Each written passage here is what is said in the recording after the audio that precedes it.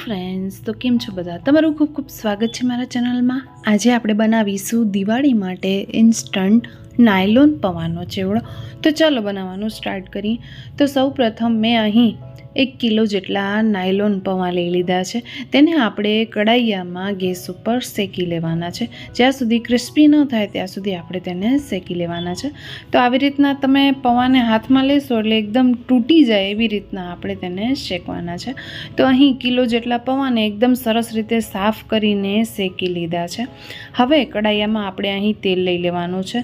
तो थोड़ुं तेल अहीं वधारे लईशुं।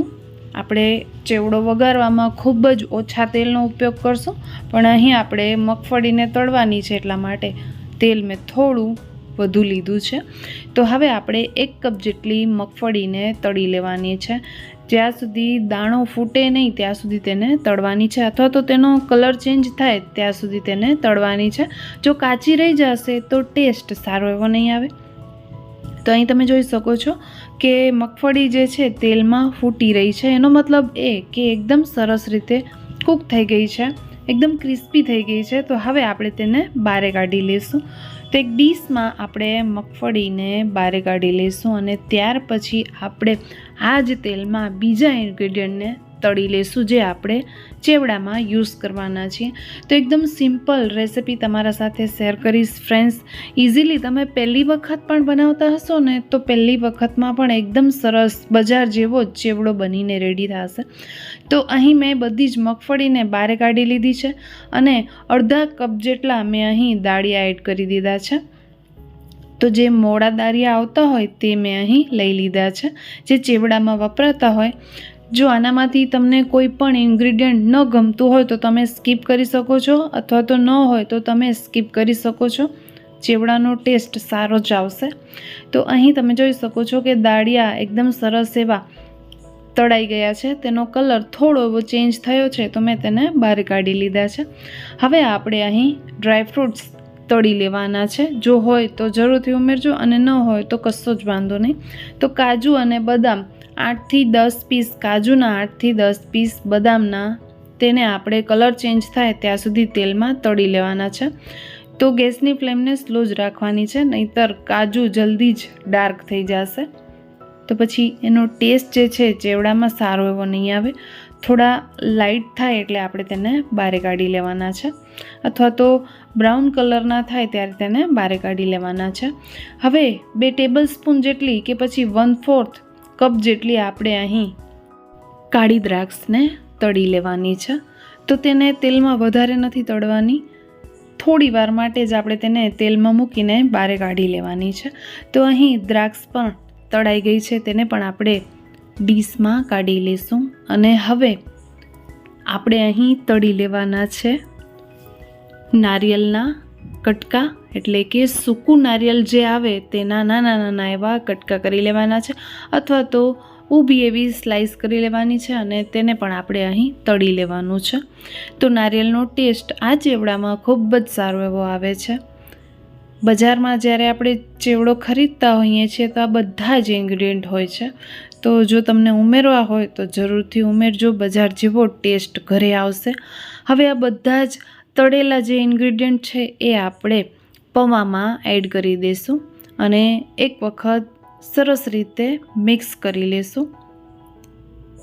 તો અહીં તમે જોઈ શકો છો કે સિંગદાણા અને બદામ સાથે સાથે કાજુ, દ્રાક્ષ બધા જ ઇન્ગ્રેડિયન્ટને આપણે પૌવામાં મિક્સ કરી લીધા છે।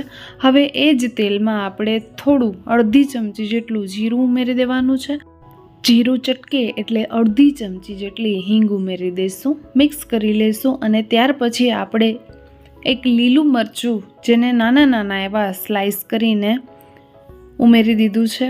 અને ત્યાર પછી આપણે અહીં અડધા કપ જેટલા લીમડાના પાન ધોઈને ઉમેરી દઈશું।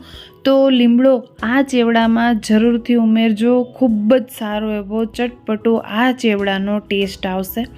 તો અહીં લીમડો ઉમેરી દીધો છે। હવે ગેસની ફ્લેમને બંધ કરી દીધી છે અને ત્યાર પછી આપણે અહીં ઉમેરીશું 1 ચમચી હળદર પાવડર, સાથે સાથે 2 ચમચી જેટલો ધાણાનો પાવડર ઉમેરી દઈશું, કારણ કે આપણે 1 કિલોનો ચેવડો બનાવી રહ્યા છીએ તો એ પ્રમાણે મસાલા ઉમેરવાના છે.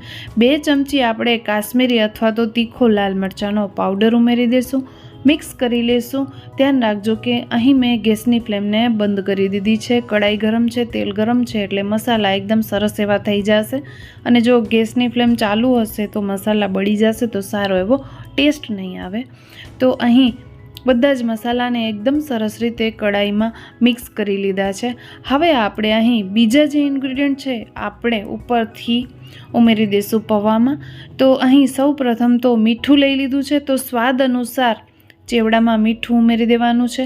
ત્યાર પછી ખટાશ માટે આપણે અહીં આમચૂર પાવડર લીધું છે, તો લગભગ 2 ચમચી જેટલો આમચૂર પાવડર અહીં ઉમેરી દેવાનું છે. જો વધારે ખટાશ જોઈતી હોય તો, અને ન જોઈતી હોય તો 1 ચમચી જેટલો ઉમેરી દેવાનો છે. અથવા તો તમે લીંબુના ફૂલ પણ ઉમેરી શકો છો, એનાથી પણ સરસ એવી ખટાશ આવી જાય છે. મેં અહીં આમચૂરનો પાવડર વાપર્યો છે. મિક્સ કરીને આપણે જે કડાઈમાં વઘાર કરીને રાખ્યું હતું એ વઘારને આપણે પૌવા ઉપર રેડી દેવાનું છે. તો છે ને ફ્રેન્ડ્સ, એકદમ સહેલી રીત. આ રીત તમને ઇઝી લાગી કે નહીં કમેન્ટમાં જરૂરથી જણાવજો. હવે વઘાર રેડ્યા બાદ આપણે ચમચાની મદદથી એકદમ સરસ રીતે મિક્સ કરી લઈશું. તો અહીં વઘાર ગરમ હતું તો આપણે ચમચાની મદદથી પહેલાં મિક્સ કરી લઈશું અને પછી આપણે અહીં હાથની મદદથી મિક્સ કરીશું. એનાથી પહેલાં આપણે અહીં વાપરવાની છે દળેલી ખાંડ. જી હા ફ્રેન્ડ્સ, તો પીસેલી ખાંડ આપણે અહીં ઉમેરી દેવાની છે. તો ખાંડ અને આમચૂર પાવડર એ તમે તમારા ટેસ્ટ એકોર્ડિંગ લઈ શકો છો. મેં અહીં મોટી 6 ચમચી વાપરી છે દળેલી ખાંડ. જો તમને મીઠાશ અને ખટાશ વધારે જોઈએ તો આ 2 ઇન્ગ્રીડિયન્ટ તમે ઉપર નીચે કરી શકો છો. હવે દળેલી ખાંડ ઉમેર્યા પછી આપણે અહીં એકદમ સરસ રીતે ચેવડાને મિક્સ કરી લેવાનું છે, એટલે બધો જ જે વઘાર છે એકદમ પૌવા ઉપર લાગી જાય અને એકદમ આપણો ટેમ્પટિંગ ચેવડો બનીને રેડી થઈ જાય. તો આ ચેવડાને તમે સ્ટોર કરી શકો છો 15થી 20 દિવસ, મહિનો દિવસ સુધી બિલકુલ ખરાબ નહીં થાય. અને એકદમ ઓછા તેલમાં આપણે આ ચેવડો વઘાર્યો છે. ફ્રેન્ડ્સ, તો વિડીયો કેવો લાગ્યો છે કમેન્ટ કરીને જરૂરથી જણાવજો. તો અહીં મેં હાથની મદદથી એકદમ સરસ રીતે બધું જ મિક્સ કરી લીધું છે અને તમે જોઈ શકો છો કે એકદમ બજાર જેવો જ લુક આવી રહ્યો છે ને ફ્રેન્ડ્સ. તો અહીં આપણો ચેવડો બનીને બિલકુલ રેડી છે. આપણે તેને સર્વ કરીશું. તો તમે પણ બનાવો નાસ્તામાં ચેવડો પૌવાનો અને મને કમેન્ટમાં જણાવો કે ટેસ્ટ કેવો લાગ્યો છે.